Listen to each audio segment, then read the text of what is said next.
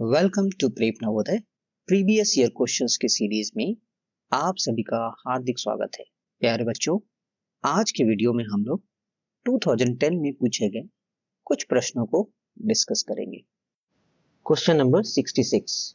100 centimetre लंबे एक तार से एक चतुर्भुज का निर्माण किया गया। उस चतुर्भुज का अधिकतम क्षेत्रफल कितना होगा? A rectangle is formed by 100 centimetre wire. Find out the maximum area of this rectangle. Basically ये लिखना चाहिए था, एक आयत का निर्माण किया गया, ये नीचे में रेक्टेंगल लिखा हुआ है। अब बोला इसका अधिकतम क्षेत्रफल, तो अगर अधिकतम क्षेत्रफल चाहिए तो ये जो आयत है उसकी चारों भुजाओं की लंबाई समान होनी चाहिए। बेसिकली ये क्या होना चाहिए? ये एक वर्ग होना चाहिए। इसका मतलब ये हुआ कि ये जो 100 सेंटीमीटर है वो इसका क्या है? वो इसका पेरीमीटर है। यानी हमें पेरीमीटर दिया हुआ 100 सेंटीमीटर और पेरीमीटर वर्ग का होता है 4 into length of each side. यहां से हमको L का वैल्यू मिल जाएगा 100/4। 4 से ये 25 भाग में कट जाता है, यानी इसकी साइड्स की जो लंबाई है वो 25 सेंटीमीटर है। इसका क्षेत्रफल जो कि मैक्सिमम होगा वो क्या होगा? L into L, side into side, यानी 25 गुने 25 यानी 625। और चूंकि ये सेंटीमीटर है L, तो ये हो गया वर्ग सेंटीमीटर या स्क्वायर सेंटीमीटर। तो हमारा आंसर हो गया option number C. Question number 67। 1 centimetre भुजा वाले 60 घन है। अरुण ने उन्हें मिलाकर एक घनाभ बनाया। उस घनाभ का आयतन कितना हो? 60 cubes of 1 centimeter side. Arun formed a cuboid. What is the volume of cuboid? तो एक जो घन है उसका आयतन निकाल लेंगे, यानी वॉल्यूम निकाल लेंगे।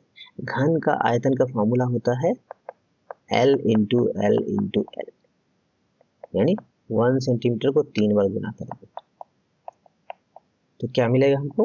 1 क्यूबिक सेंटीमीटर या घन सेंटीमीटर। ये एक का आयतन है या वॉल्यूम है।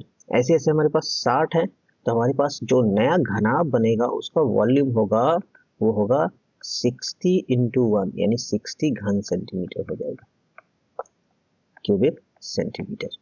तो हमारा आंसर हो गया option number B, 60 cubic centimetre. Question number 68। यदि अंग्रेजी के F अक्षर को 45 डिग्री के कोण पर 3 बार दक्षिणावर्त घड़ी की सुई की दिशा में घुमाया जाए तो कैसी आकृति प्राप्त होगी? हम F को किस डिग्री पे घुमा रहे हैं? 45 डिग्री के कोण पे घुमा रहे हैं, और किस डायरेक्शन में? क्लॉकवाइज, यानी घड़ी की सुई की दिशा में। तो 3 बार घुमाने पे कैसी आकृति प्राप्त होगी? तो अभी स्टार्ट में आपका ऐसा है, ठीक है। जब 2 बार घुमा देंगे तो 90 डिग्री घूम जाएगा, यानी ऐसा हो जाएगा। और तीसरी बार जब घुमाएंगे 45 डिग्री से तो वो तिरछा होकर ऐसा होगा, यानी ये फिगर हमको चाहिए। Option number D is correct. Question number 69। एक व्यक्ति अपने घर की मरम्मत के लिए 20,000 रुपए उधार लेता है। यह उधार उसे 2 वर्ष के लिए 10% साधारण ब्याज पर दिया जाता है। 2 वर्ष के बाद उसे कितने रुपए वापस करने होंगे? A man borrows rupees 20,000 for the house maintenance, which is given by him in 2 years at 10% per annum. What is the total amount paid by him after 2 years? तो ये साधारण ब्याज यानी सिंपल इंटरेस्ट में क्वेश्चन है। हम लोग सबसे पहले सिंपल इंटरेस्ट निकालेंगे। उसका फॉर्मूला है P into R into T by 100। यहाँ पे P कितना है? 20,000 रुपए। R है आपका 10%, टाइम है आपका 2 years बटा 100। 2 कैंसिल हो गए। अब आपके पास क्या बचा? 2 इंटू 2 4 हो गया, और 1 2 जीरो इधर, 1 3 जीरो, यानी 4,000 रुपया आपका इंटरेस्ट हुआ 2 साल का। तो हमें क्या लौटाने पड़ेंगे? 20,000 और प्लस 4,000, यानी 24,000। 24,000 रुपये हमें वापस करने होंगे। आंसर हो गया option number C. Question number 70। किसी विद्यालय की पुस्तकालय में अलग अलग विषयों की किताबें रखी हैं। उनका विवरण नीचे दिए गए चित्र में उल्लिखित है।